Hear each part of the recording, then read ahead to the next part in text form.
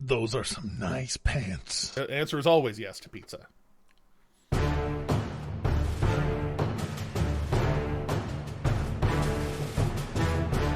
Hey. Howdy. Hi. How's it going? Mi nombre es Mason. And I'm Jeremy, and this is Once Upon a D20's a beginner's course on Dungeoneering. I just thought of a pretty depressing joke for this. You ready? Welcome to CCR 103, Applying Your Skills, Mental Edition.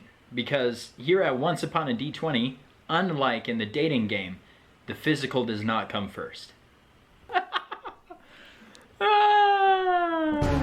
It's sad. It's sad, but here we are in the age of Tinder, and I think on some level it's true. All night long, baby. All night long. Little Caesars. It's cheaper than groceries. All right. Last time, we talked about how to get modifiers, what your proficiency bonus is, and how to pick your skills. In this particular lesson, though, we are going to talk about the skills themselves, specifically the mental ones. What are skills in D&D? Well, to put it simply, your character's skills are a specialization of their ability scores. Though it's not balanced between the ability scores. There's 19 skills on the character sheet, 28 even more specific tool proficiencies, which are like skills but even more narrow, plus the musical instruments, and strength is only assigned athletics as one of the 19 skills, whereas wisdom has animal handling and insight and medicine and perception and survival. If you get strength to hit people hard, you'll hit people hard, but you won't be as good at talking to people. Unless Maybe. you also have really, really high charisma, you know. It's possible. They're not mutually exclusive. They're not. Just using it as an example. But anyway, we're getting ahead of ourselves. So how do we generate the modifiers for your skills? Let's say, for the sake of an example, that your character has a 16 in charisma, giving them +3 to all their charisma checks. That's an excellent score, one that the vast majority of bards would be proud of. Now, deception, intimidation, performance, and persuasion are all charisma skills, so even without proficiency, your character will have a +3 modifier to all of those skills automatically. Now, let's say that you also have a class or a race that you choose that also gives you another proficiency in one of these skills, right? Basically, this means you get a boost to one of the skills within that particular ability score, based on the proficiency bonus we talked about last time. To go back over it, all level 1 characters have a +2 for their proficiency bonus. So when you're generating your character for the first time, that skill you choose starts at a 3 and becomes a 5. If you pick deception, your character might be a capable persuader and an impressive performer, but they have selected their focus, above all else, is lying to people. And let's be honest, on some level, they're probably miserable because of it. Meanwhile, if your character chooses performance, you show both in the game's mechanics and in the story that you're crafting that they're quick-witted and sharp-tongued when they need to be, but they are, above all else, an artiste. So, as you can see, choosing skills is not just a mechanical rules thing, right? You don't just pick persuasion so you can be good at persuading people, but it also tells you something about your character, just like the ability scores that influence these skills, right? Well, now that we've dumped a big fat word salad all over you, and now you know what it means to be proficient in a skill, we're going to go through those 19 skills. Specifically the ones applicable to the mental stats, right? At least today. Hopefully, yeah, today. Next video, we will get into the physical. Hopefully, this will help you pick which skills you want your character to focus on, you want your character to be proficient in. Well, let's go ahead and start with charisma, since we kind of already mentioned most of them. To quote the player's handbook, deception determines whether you can convincingly hide the truth, either verbally or through your actions. Are you trying to lie to a guard? Roll deception. Are you trying to maintain a poker face during a tense standoff during an important game of Three Dragon Ante? Roll deception. Intimidation, obviously, is the skill dealing with your influence over people through threats or coercion. Persuasion, unlike deception and intimidation, is more a skill when you're acting in good faith. Persuasion comes into play when you're trying to use tact, social grace, or good nature to win friends and influence people. Would you like to negotiate peace between two warring tribes? Are you trying to ingratiate yourself with a local noble because you genuinely believe that they are good individuals and want to be closer to them as a result? If any of these are the case, or if other similar situations are your motivation, then persuasion is a skill for you to use. The last of the charisma skills is performance, which, like intimidation, pretty straightforward. Trying to delight a crowd with song or dance or slam poetry? Are you trying to be a proper actor? That's performance, my friend. With those taken care of, with us having talked about, the younger, more enjoyable brother charisma, let's press on to wisdom skills, the middle child. First, let's talk about insight and perception, the two wisdom skills that are the most alike. In short, perception dictates how well you read the room, while insight dictates how good you are at reading the people in that room. Does a character keep their head on a swivel and have a keen nose for danger, then they're probably pretty good at perception. However, if your character is more focused on figuring out why the individuals around them are the way that they are, your adventurer should have a high insight score. And then enjoy being the party therapist who just picks up on things that everyone else obliviously lets lie by the wayside on the traumatizing, dangerous, and pretty lonely path of adventuring. After those two come animal handling, medicine, and survival. Again, those ones are kind of intuitive. Your character's more likely to be like a horse whisperer if they've got high animal handling. They will be more doctory if they have a high medicine, and kind of Davy Crockett-y if they've got a high survival. Don't forget, though, specifically with medicine, you can take an action to stabilize someone who's in death saving throws if you don't have something like Spare the Dying or you're in an anti-magic field. If your cleric goes down and no one else has healing, go ahead and use that medicine check, Stop them from dying. Unless your DM says, like, on a fail, you will make things worse. Unless your DM says that, you have very little to lose, right? And, I mean, if your DM does say that, all you have to lose is the love of your friend whose character you're gonna kill. Seriously, though, pressing forward, survival is what helps you survive in the wild and track crazy beasts and the like. It's cool, it's really cool, and pretty straightforward if you're in the wilderness a lot. You just use this a ton. You can go full Bear Grylls, be smushing up elephant poo to get your water, all that stuff. In the city, it may not have quite as much like explicit usage moments, right? You're not gonna go into the sewers and squish poo down there in order to get your water, I assume. I hope. I hope you wouldn't do that with the elephant poo either, But, desperate times calls for desperate measures, and if you gotta survive, I guess, there are worse things to do besides, turn to fecal matter as sustenance. I'm grateful that I don't have to do that and can eat the Little Caesars pizza that I have ready for me, right? Again, Little Caesars, it's cheaper than your groceries. Pressing forward. In a city, there may not be as many explicit usage opportunities for this particular skill, but you can still use it for tracking and things like that, right? So a coin purse, a thief steals your coin purse, right? You now have survival, can track their footprints, hunt them down, and go all Punisher all over them. So those are the wisdom skills. Most rely on intuition and experiential learning. Street smarts, if you will. Intelligence, meanwhile, is all about them books, Arcana, for example, is the skill of being a complete and total magic nerd. Calculating ley lines, deriving arcane power from bat guano at the optimum capacity, identifying magic items, and so on.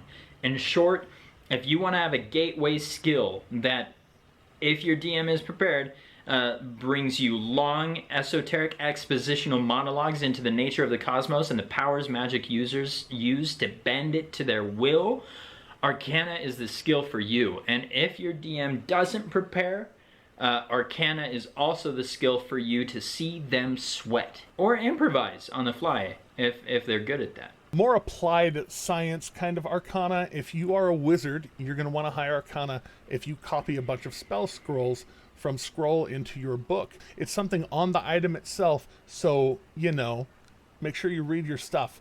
Also, read your spells. Moving on, anyone can use their reaction to try and identify a spell that's being cast using their Arcana skill as well. You can use it to identify magic items without a spell or without attuning to the magic item, right? Many experienced players don't even know or utilize this capacity. Most curses can't be found with the identify spell. They just don't show up, right? But if you look over the items with an eye for the arcane, you may find a rune or a glyph or some incantation etched into it that can save you from some really nasty curses if you roll well on Arcana. History hooks you up with the deep lore of the world. Speaking of making your DM sweat, do you remember reading about the real name of some wizard that turned into a lich? Was there a hostile takeover of the kingdom that you're visiting, but nobody in living memory there remembers it? What about taking some downtime? You got to research some stuff in the library. You're going to a certain area. Maybe you need to know about the wildlife there because you haven't been there before. That's the kind of thing you need to do so you can be a big nerd and have all your hard work and your big brain energy pay off. Religion is also an interesting skill to have. Another one. Basically, intelligence skills in general are there to make your DM sweat, really, at the end of it, right? Like we keep saying that, they're all pretty useful for that. Religion is an interesting skill to have. Some would expect a wizard with a high religion score to be pious, right? Some great and holy and righteous servant of the gods. In fact, the religion skill is entirely divorced from your character's morality and faith. A god-hating lich can have a high religion score. This just means that said lich has a deep and abiding knowledge of the creeds, histories, and theologies of the world's religion, or religions, as it were. You want to know what the local church thinks about, getting it on with a dragon because you're a bard and you're going to seduce them, or at least that's what the internet says. Religion will help you know how the local priest will react to your questionable sexual decisions. Father, I have sinned. Come forth, my son, and whisper unto me what you have done. Oh, you did what? Oh, there? In the broom closet? How did they fit? Flame strike immediately. You must be cleansed. Burn! Burn at the stake. Nature is your best friend for identifying plants, animals, and minerals. Is that berry edible? Will that mushroom make me see illusory devils for 1d8 hours? Is this a real diamond? Sometimes you need to know the difference between an ice spider and a phase spider. Or you might have a shortcut like casting Detect Poisons and Disease, but occasionally you need to look and see the difference between just a pretty purple flower and nightshade. Investigation, meanwhile, is a multifaceted skill that I would argue could probably more accurately be called puzzle solving. However, this doesn't sound as good. So for the sake of marketing, please no one make a petition with Wizards of the Coast to change investigation into puzzle solving. Link down below. That being said, though, no, don't do it. They don't need it. They don't need that happening. But also kind of do, because that'd probably be funny and I'd enjoy it. What I'm getting at, though, is like puzzle solving is pretty descriptive for this skill. is something missing, and you need to put together clues in order to discern where it went. Puzzle solving will help you, right? Do you have a mechanism, such as a trap, or some kind of weapon, or a little gadget thingy created by your gnome that you want to figure out? Investigation will help you, aka puzzle solving to the rescue. Finally, maybe there's a cipher, right? Maybe somehow you got into the big bad guy's fortress. You snuck in there, you crept in on your little sneaky toes, your little halfling sneaky toes, crept all the way in, got their dream diary, crept all the way back out, because I guess you're not gonna assassinate them in the dead of night for some reason. Open the dream diary, find that it's in a cipher, and you're like, oh my goodness, how do I study this? How do I translate it? Bam! Investigation, aka puzzle solving, will help you figure out the pattern behind the cipher. I kept it together. I kept it together for sneaky test. You did. You did. So proud You of did. myself. Well done. So, in short, if you ever find yourself in a situation where deduction and reason must be used to solve some form of puzzle, use investigation. It's what the skill's for. Now, as you might have noticed from some of our descriptions, some skills might actually have some situational flexibility as to when they apply. Your wise understanding of survival might make more sense to identify that poisonous mushroom rather than having read about them in a nature book. Or perhaps you try to perceive traps in the room rather than investigate for them. Or maybe when you go to make that intimidation check that you are proficient in, but maybe your charisma isn't that high, but you're strong. Maybe you flex your muscles or slam your hand down on the table, or you do something to use strength for your intimidation. How that all balances out is always and finally always up to your dungeon master. So if you have a question on how to maybe alter the game a little bit, always ask. You crit fail 100% of the shots you don't take. I almost forgot the marketing. You can't forget the marketing. We need the marketing. It's for merchandise. That's what a lot of Dungeons and Dragons is about at the end of it, right? Trying things and rolling with it, even when those things don't quite work out for you. So here at the end, I wanted to actually take a special second to appreciate all y'all watching, especially our patrons on Patreon, specifically Demandrum, the Mangus Tribe, Bill Griggs, Stephanie Vanderber, and last but not leastly, this man's Mr. Mason Allen right here. He, as you can see, is paying to be here and talk about Dungeons and Dragons with me. So, you know, I've been doing a lot of shifting of course and writing things and starting other video series and all these things, and a lot of y'all have been with me since like 2018. I just looked, so I really appreciate all you guys, and I especially appreciate you taking time out of your very busy schedule and my very busy schedule to hang out with me and talk nerdy. Thank you, viewer, listener, person somewhere on the interwebs, for going through this with us. It means a lot. We hope that it's been useful for you. Have fun on all of your upcoming adventures. Keep going. And watch out for dungeons out there. Or dragons. I mean, if you fall into a dungeon, you'll probably die. So, watch out for that, right? If Soul taught us anything, it's that the ground we're walking on can actually be dangerous sometimes. So, watch out for dungeons out there. Can y'all keep it down? Flying squirrel kick. No! Stephanie Vanderberger. I've known Stephanie for 18 years.